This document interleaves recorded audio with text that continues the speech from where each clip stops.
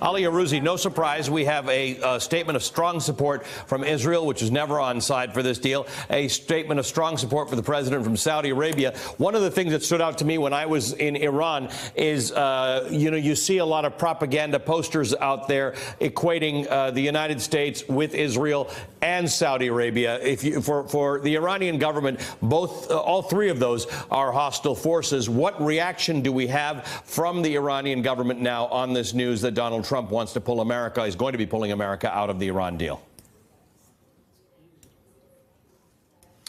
Well, Ali, almost immediately after Donald Trump gave his address, Rouhani addressed the nation here, and he said this is psychological warfare by the United States.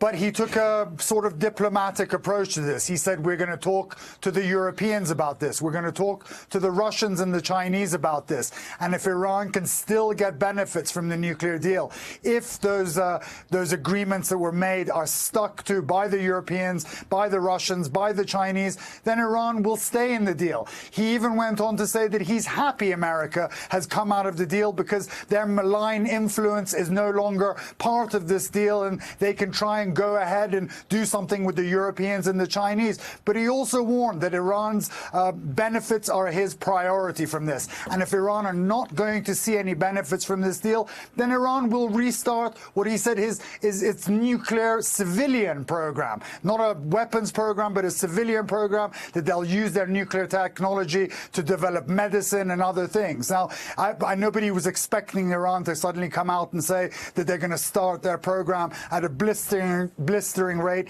kick out all the inspectors, and announce that they're going to build a nuclear bomb. That was never going to happen. Their track now is to try and create a wedge between America and Europe and China and Russia against America, see if they can revive this deal.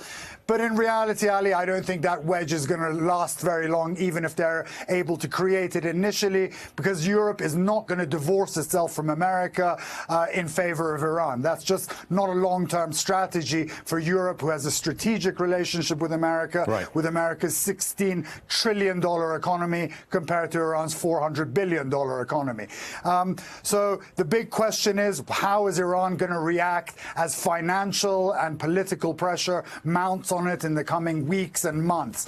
Are they going to take this program underground? Are they going to announce that they are pulling out of the deal altogether and they're going to look after their own interests because they've been forced to do so by America's actions? We'll find out in the coming weeks.